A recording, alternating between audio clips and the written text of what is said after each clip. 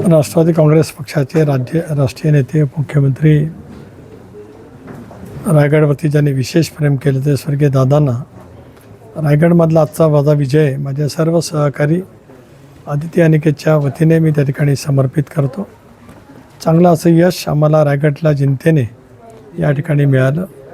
काही जागा फार कमी फरकाने त्या ठिकाणी दुर्दैवाने पराजित झाल्या, परंतु जे आडाखे बांधले होते त्या पद्धतीने आम्हाला जनतेने आमच्या मनामध्ये पदरामध्ये यश टाकलं. विशेष करून श्रीवर्धन, म्हसळा, तळा या तालुक्यांमध्ये तर 100% यश त्या ठिकाणी मिळालं पंचायत समितीसहित. आणि मग रोहा तालुका असेल, कर्जत तालुक्यामध्ये तर आपण पाहिलं एक अभूतपूर्व असं यश कर्जत तालुक्यातल्या जनतेने राष्ट्रवादी काँग्रेस पक्ष आणि आम्ही जी परिवर्तन आघाडी केली होती 6 पैकी 6 जिल्हा परिषदच्या आणि 12 पैकी 10 पंचायत समितीच्या इतक्या जागांच्यावरती अभूतपूर्व असं यश सुधाकर घारे असतील, नितीन सावंत असतील यांच्या नेतृत्वावरती विश्वास टाकत कर्जत तालुक्याला जनतेने दिलेला आहे. कुठेतरी जर आपण बघितलं तर एकनाथ शिंदे यांचा पक्ष रायगड जिल्ह्यामध्ये मुसंडी मारताना दिसतोय, त्याकडे आपण कसं बघतो? नाही, त्यांनाही यश मिळालं आहे. जेवढ्या जागा होत्या त्याच्यात 1-2-4 जागा वाढल्यात, यश मिळाले, त्याच्याबद्दल मी त्यांचं अभिनंदन करतो.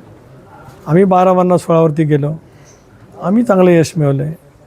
मला ज्याने यश मिळवलं त्या सर्वांचंच मी अभिनंदन करतो. पुढचे रायगड जिल्ह्याचे राजकीय गणित काय असणार? अगो राष्ट्रवादी काँग्रेस पक्ष आणि भारतीय जनता पक्षाने निवडणूक एकत्रितपणाने लढवली आहे, त्यामुळे पुढच्या कालावधीमध्ये आम्ही एकत्रित राहू. आता जादू आकडा पार पाडण्यासाठी संख्याबळ आमच्याकडे आहे, त्यामुळे कशा पद्धतीने व्यूहरचना करायची एकतर मी माझे सर्व सहकाऱ्यांशी चर्चा करेन, आमच्यासोबत जे मित्र पक्ष होते भारतीय जनता पक्ष त्या नेतृत्वाशी चर्चा करेन आणि घारेजी तिथल्या परिवर्तन विकास आघाडीमधले जे काय सहकार्य त्यांच्याशी चर्चा करतील. दादांची कुठे उणीव भासली? निश्चितच दादा नाहीत हेच अजून मनाला पटू शकत नाही.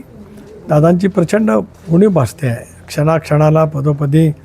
आता दादा गेल्याच्यापासून ते या क्षणापर्यंत म्हणजे निवडणुकीच्या मतदानापर्यंत, मतदानापासून आजपर्यंत, आता मतमोजणी झाल्याच्यानंतरसुद्धा उणीव माझ्या व्यक्तिगत जीवनामध्ये आहे, राष्ट्रवादी काँग्रेस पक्षाच्या जीवनामध्ये सुद्धा फार मोठी पोकळी आहे, राज्यातल्या जनतेच्या मनामध्ये प्रचंड प्रमाणावरची पोकळी आहे. धन्यवाद.